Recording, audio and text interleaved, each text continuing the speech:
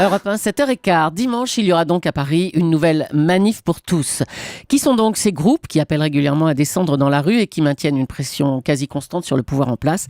Les réponses avec votre invité, Thomas Soto. Et c'est Michel Vievorka. Bonjour Michel Vievorka. Bonjour. Vous êtes sociologue et historien. Alors il y a la manif pour tous, il y a Jour de colère, c'était la semaine dernière, et les anti-IVG la semaine d'avant. Sait-on exactement ce que l'on trouve derrière toutes ces étiquettes et tous ces groupes-là? Il y a des points communs déjà entre la manif pour tous qui est la dimanche et Jour de colère qui était la dimanche dernier?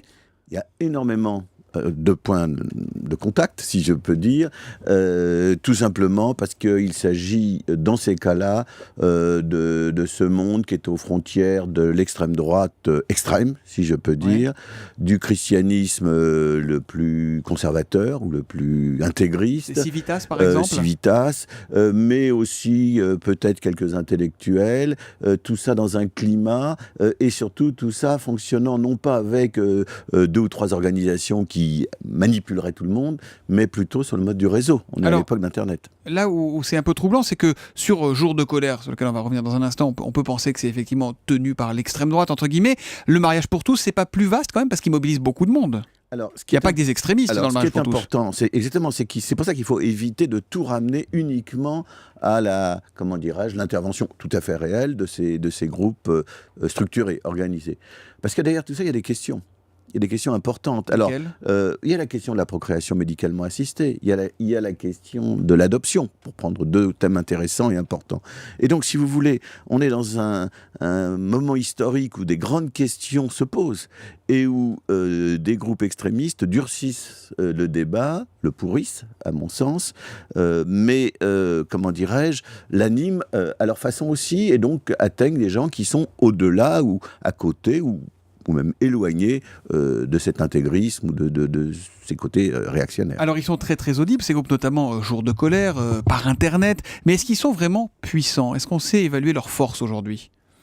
Écoutez, c'est très difficile de le dire. On a fait des comptes pour savoir combien de personnes étaient venues à la manifestation dimanche dernier, alors entre 15 000 et 150 000, voilà, enfin bon...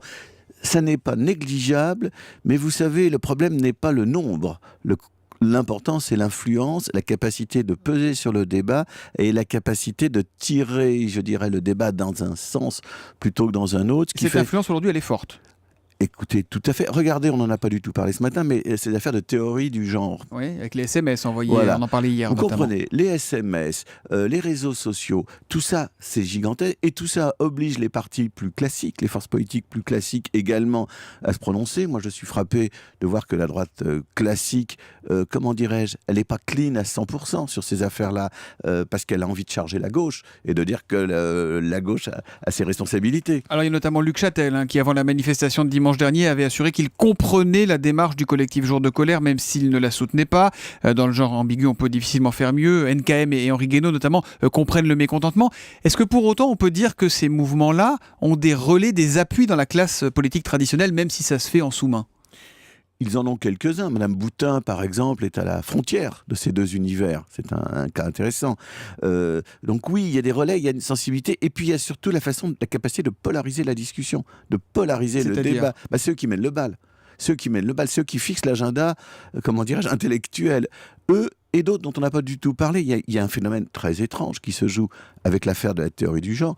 Il y a quelques années, on dénonçait, certains intellectuels croyaient bon de pouvoir dénoncer le monde, l'islamo-progressisme, la rencontre de l'islamisme ou d'un certain islamisme et de franges de la gauche. Aujourd'hui, on s'aperçoit que c'est plutôt l'islamo, je ne sais pas comment dire, moi, l'islamo-réaction. C'est-à-dire, on voit le monde musulman dans certains côtés non pas intégristes, d'ailleurs, mais des côtés inquiets en tout cas, et des côtés certainement très conservateurs culturellement, se rapprocher de cette frange-là. Donc l'influence, elle se joue aussi dans des milieux auxquels on n'aurait pas pensé il y a 5 ans. Vous parliez de la théorie du genre. S'attaquer à l'école, c'est un sacré symbole, là.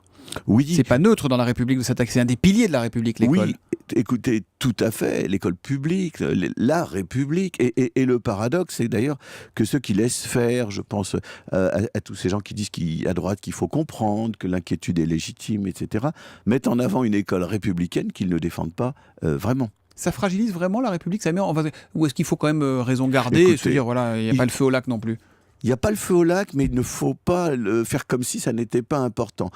Ce sont quand même un faisceau de problèmes depuis quelque temps. Regardez l'affaire Dieudonné, dont on n'a pas parlé non plus.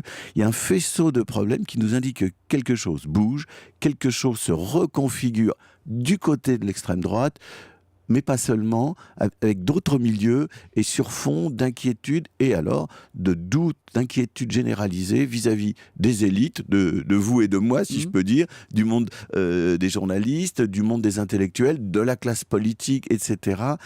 Tout ça, quand même, donne une image un peu glauque et un peu inquiétante. Et ils veulent quoi, en fait? Parce qu'ils se sont mobilisés contre l'IVG. La semaine d'après, le mot d'ordre, c'était Hollande dégage.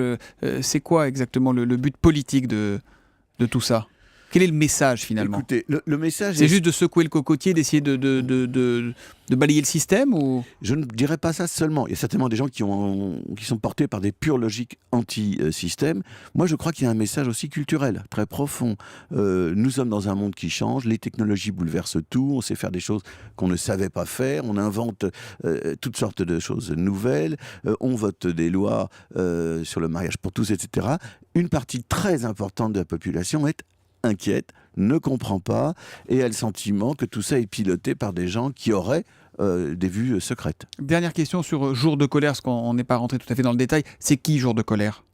Écoutez, c'est un amalgame de j'ai envie de dire, tout ce que l'extrême droite peut compter en France. Des chrétiens extrêmement intégristes, des gens très à l'extrême droite. Ça pèse combien dans la société française aujourd'hui, ça? Écoutez, non seulement ça ne pèse pas grand-chose si vous voulez compter, oui. Mais je dirais même une chose à laquelle on ne fait pas assez attention, ça affaiblit le Front National plutôt que ça le renforce, car brusquement surgit sur la droite du Front National surgissent des courants, des façons de poser les problèmes qui le débordent sur son extrême droite et qui l'obligent à mettre en question sa théorie, sa logique de respectabilité. Merci beaucoup Michel Viviorca d'être venu ce matin sur Europe 1. Notez que ce soir, un débat sur la théorie du genre sera organisé par Nicolas Poincaré. C'est dans Europe Soir, 18h30, 20h sur Europe 1.